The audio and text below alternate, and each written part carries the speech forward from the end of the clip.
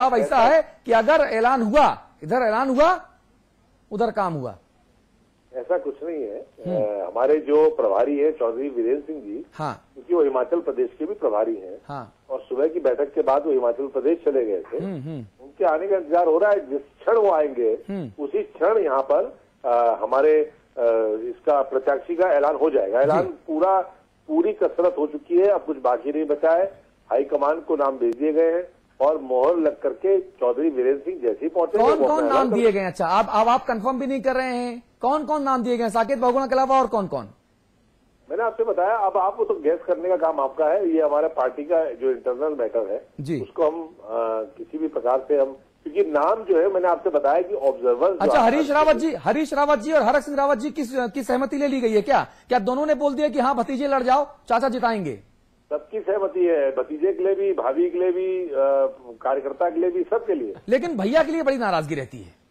नहीं, कोई नाराजगी नहीं है, किसी प्रकार की नाराजगी। देखिए, जब तक पार्टी के अंदर जो हमारे यहाँ इंटरनल डेमोक्रेसी है जी, जब तक हम आपस में हम उलझते रहे, लड़ते रहे, कुछ भी है, जब बीजेपी से मुकाबले का समय आता है पूरी कांग्रेस एक हो जाती है। सिद्धार्थगंज में भी लोग कह रहे थे हरीश रावत जाएंगे, हरीश रावत नहीं जाएंगे, हरीश रावत को बुलाया जाएगा, हरीश रावत को रोका गया है, लेकिन हरीश रावत वहां गए और सिद्धार्थगंज में आपने देखा कि हम कैसे जीते। सुबोध उनियाल जी हमारे साथ जुड़ गए। उनियाल साहब, आवाज आ रही है? जी भाई, आवाज आ रही है। अच्छा, मैं आपसे ये पूछना चाह रहा था उनियाल जी कि साकेत बहुगुणा जी के लिए क्या वहां पे बीजेपी कोई चुनौती पेश कर पाएगी? देखिए, अगर आपको ध्यान होगा, जब महाराजा मानवेंद्र शाह जब लोग टिहरी सीट के सांसद थे, हाँ, और अचानक चुनाव जब विधानसभा चुनाव की घोषणा के बाद अचानक उनका निधन हो गया, तो मात्र 35 दिन के अंदर चुनाव हुआ था टिहरी लोकसभा क्षेत्र का, और विजय बहुगुणा जी को उस समय टिहरी संसदीय क्षेत्र के लोगों ने अपना प्रतिनिधि चुनने का काम किया था। नहीं, वो इसलिए हुआ था कि राज परिवार ने चुनावों से खुद को दूर रखा था और घोषित तौर पर दूर रखा था।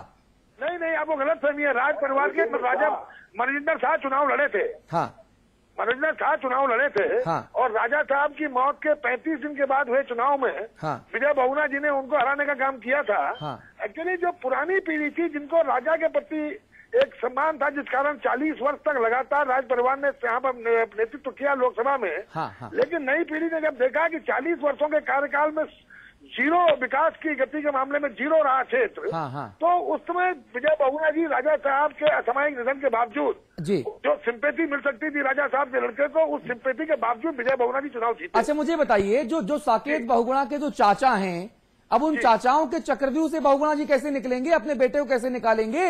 क्योंकि जो चाचा हरक सिंह रावत जी हैं, जो चाचा हरीश रावत जी हैं, जो चाचा प्रदीप टमटा जी हैं, ये चाचा दरअसल भतीजे के लिए क्या कुछ करेंगे, ये इस पर सबकी निगाहें हैं। देखिए, आपको मालूम होगा, सिद्धार्थगंज के चुनाव में भी लोगों को यही आशंका थी। हाँ, और सिद्धार्थगंज चुनाव हम लोगों ने 40,000 से ज्यादा के आसपास मतों से जीता। हाँ, और मैं आपको बहुत विश्वास के साथ कह सकता हूं कि इस समय हम टिहरी में फिर सिद्धार्थगंज की पुनरावृत्ति होगी। अच्छा, नाम का ऐलान कितनी देर बाद हो जाएगा? जी, नाम का ऐलान कितनी देर बाद हो जाएगा? दिल्ली में होगा, देहरादून में होगा? देखिए साहब, ये तो हाईकमान को करना है। हम तो कांग्रेस के छोटे से कार्यकर्ता है, हम कैसे बता सकते हैं? नहीं, इतने छोटे भी नहीं है आप सुबोध भाई। नहीं, अतुल भाई, इतने छोटे भी नहीं। हाईकमान को निर्णय लेना है, उसको नाम का ऐलान करना है। ये अतिशयोक्ति होगी कि मैं आज बता दूं कितनी देर में। नहीं, मैं पूछ रहा था, धस्माना साहब कह रहे हैं कि चौधरी वीरेंद्र सिंह हिमाचल के भी प्रभारी हैं, वो हिमाचल गए हैं, जब आएंगे तो उनका वेट हो रहा है, शायद ऐसी कोई जानकारी आपके पास भी हो?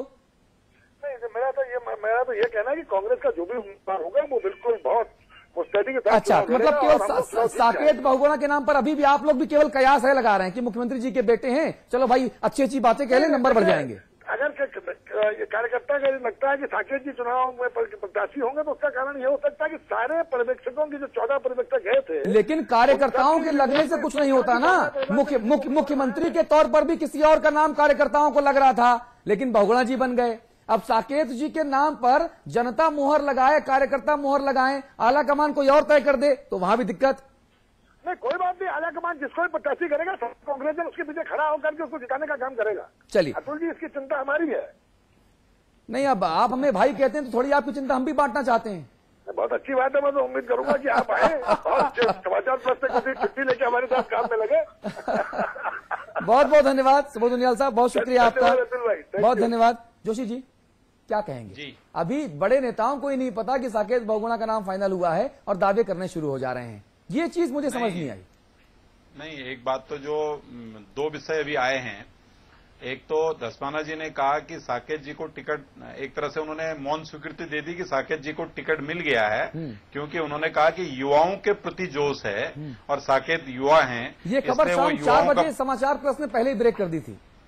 नहीं, बहुत बहुत धन्यवाद आपका। लेकिन उन्होंने कहा कि युवा प्रतिनिधित्व वो करते हैं, लेकिन मैं धस्माना जी को स्मरण दिलाना चाहता हूं कि इस देश का जो सबसे बड़ा युवा है, जो युवाओं का प्रतिनिधित्व करता है, वो राहुल गांधी जी हैं। लेकिन कल से जो है कि कई अपने देश के जो बड़े समाचार चैनल्स हैं, जो सम्मानित समाचार चैनल हैं, जी। वो दिखा रहे हैं कि भाई राहुल गांधी की युवाओं में 42% लोकप्रियता घट चुकी है। ठीक बात है। यानी राहुल को भी लोग जो है युवाओं का नेता नहीं मान रहे। ये बीजेपी नहीं कह रही है, सुरेश जोशी नहीं कह रहा है, ये देश के वो चैनल जिन्होंने सर्वे करके बताया आपकी बात में एक चीज और जोड़ दूं जोशी जी, आपके समर्थन में, आपके इस बात के समर्थन में एक चीज और जोड़ दूं मैं कि कांग्रेस आला कमान ने यह भी फैसला किया है कि गुजरात विधानसभा चुनावों के दौरान राहुल गांधी प्रचार के लिए नहीं जाएंगे, क्योंकि बिहार और यूपी में राहुल गांधी प्रचार में बढ़ चढ़कर हिस्सा लिए थे और उसके बाद क्या गत हुई कांग्रेस पार्टी की वो भी सबके सामने है। तो अब राहुल गांधी को बैकफुट पर ही रहने दो भैया, उनको गुजरात भेजो ही नहीं, फालतू का बवाल खत्म।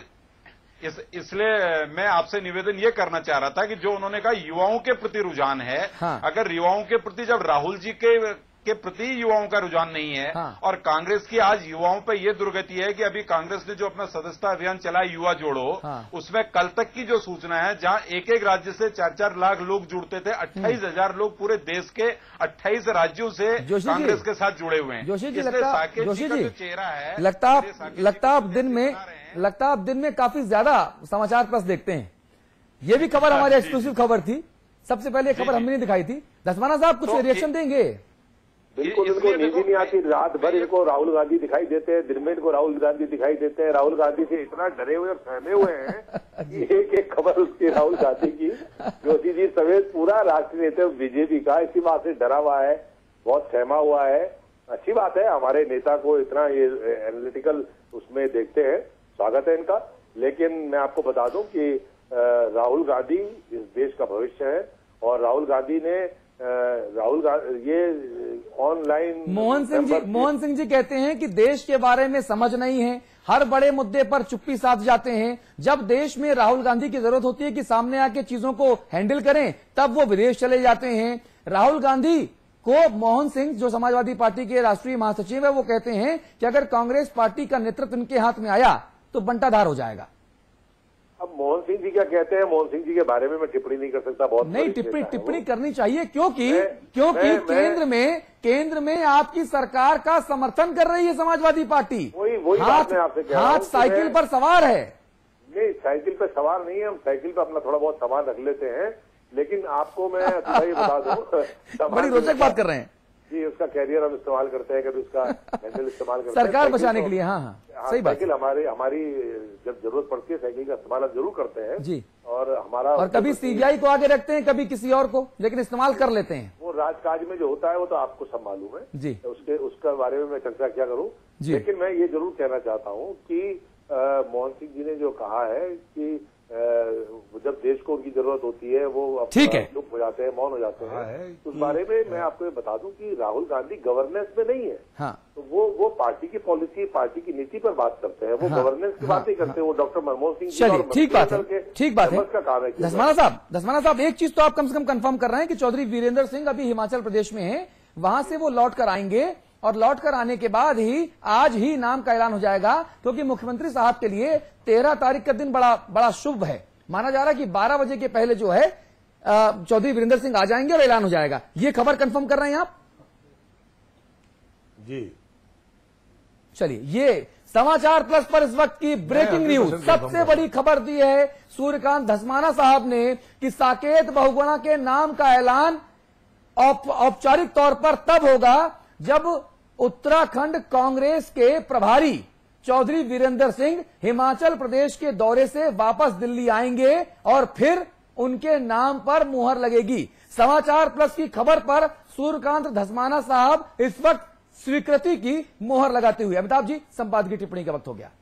देखिए, मैं कहूंगा कि टिहरी को दो अर्थों में समझना होगा। पहले तो देखना होगा कि जब तक महाराज रहे तब तक जितनी बार भी विजय बहुगुणा वहां लड़े तो उनको विजय हासिल नहीं हुई। महाराज अजय रहे वहां 8 या 9 बार मेरे ख्याल से वो पार्लियामेंट लोकसभा चुनकर आए, 8 बार। तो जब महाराज नहीं रहे टिहरी में, दिवंगत हो गए, तब विजय बहुगुणा वहां से जीते। एक अब बात आती है साकेत बहुगुणा ही क्यों। एक तो कांग्रेस के लिए मैंने कहा कि टिहरी को समझिए, टिहरी केक नहीं है, पेस्ट्री या केक नहीं है, ये कांग्रेस को समझना होगा। और दूसरी चीज, विजय बहुगुणा का बेटा ही क्यों लड़े चुनाव, तो इस पर अभी मेरी एक दिन बात हुई थी मुख्यमंत्री से। मैंने कहा था कि साकेत वहां से चुनाव लड़ रहे हैं क्या, तो उन्होंने बहुत डिप्लोमेटिक आंसर दिया था। उन्होंने कहा था कि कांग्रेस लड़ेगी चुनाव। तो मैंने पूछा कि कांग्रेस का चेहरा कौन होगा, अमूर्त चीजें चुनाव नहीं लड़ती। तो मैंने नाम लिया साकेत बहुगुणा का, तो उन्होंने कहा हाँ, जनता और कार्यकर्ता ऐसा चाहते हैं और उनकी भावनाओं का भी सम्मान ख्याल रखा जाएगा। ठीक बात। तो एक इंडिकेशन था कि साकेत तैयारी कर रहे हैं। ठीक है, लेकिन साकेत को क्यों, इसके लिए शायद मैं जो समझ पा रहा हूं, बाकी तो ये धस्माना जी और बाकी लोग जानेंगे, वो मैं सिर्फ ये समझ पा रहा हूं कि चूंकि इनका संघर्ष टिहरी में रहा विजय बहुगुणा का, इन्होंने वो चुनाव लड़े जहां पराजय तय थी, तब भी ये लड़े वहां से और लगातार लड़ते रहे। तो इस नाते इनका क्लेम बनता था, इनकी पसंद के उम्मीदवार का क्लेम बनता था, इसलिए वह सीट साकेत के लिए चुनी गई। चलिए, आप तीनों खास मेहमानों का बहुत बहुत धन्यवाद इस बड़ी बहस में, इस बड़ी चर्चा में शामिल होने के लिए। साकेत बहुगुणा टिहरी से कांग्रेस के उम्मीदवार होंगे। शाम 4 बजे समाचार प्लस ने यह एक्सक्लूसिव खबर दी थी और हमारी इस एक्सक्लूसिव खबर पर खुद उत्तराखंड कांग्रेस के एक बड़े नेता सूर्यकांत धस्माना जी ने मुहर लगाई है। सिर्फ इंतजार जो हो रहा है वो हो रहा है चौधरी वीरेंद्र सिंह का, जो उत्तराखंड कांग्रेस के प्रभारी हैं। वो हिमाचल प्रदेश में भी कांग्रेस के चुनाव के प्रभारी हैं। वो दिल्ली लौट के आएंगे और फिर तुरंत इस बात का ऐलान कर दिया जाएगा कि साकेत बहुगुणा, मुख्यमंत्री विजय बहुगुणा के बड़े बेटे, वो टिहरी लोकसभा उपचुनाव में कांग्रेस की तरफ से महारानी से 2-2 हाथ करेंगे। नमस्कार।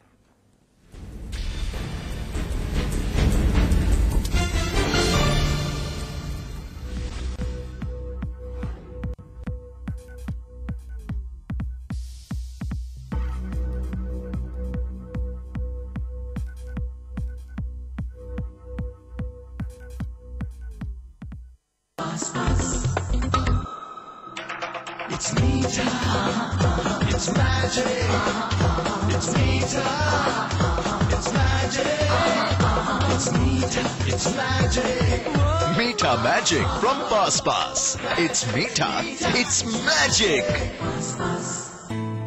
India's largest university, with 25,000 students from 26 states of India and 16 countries, 25 international tie-ups, placements in 300 corporates, hostel facility for 15,000 students, ranked amongst the top universities of India, 600-acre campus, lovely professional university, transforming education, transforming India.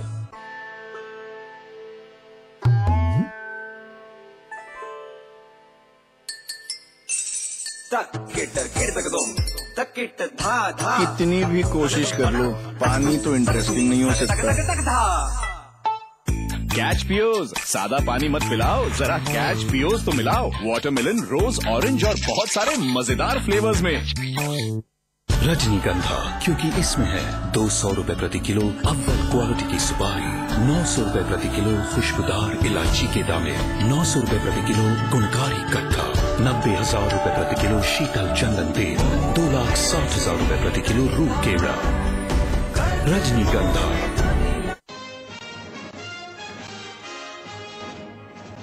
आम जनता पर महंगाई की तगड़ी मार, diesel के दाम में 5 रुपए प्रति लीटर का इजाफा। एलपीजी सिलेंडर पर भी सरकार ने दिया झटका, 1 साल में सिर्फ 6 सस्ते सिलेंडर ही मिलेंगे।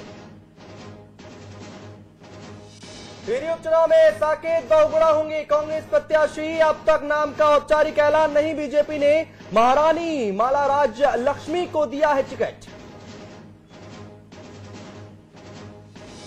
इंसेफेलाइटिस पर इलाहाबाद हाईकोर्ट ने यूपी सरकार से किया जवाब तलब, पूछा केंद्र से मिले 50 करोड़ रुपए का क्या किया। 2 अक्टूबर को फिर होगी मामले की सुनवाई।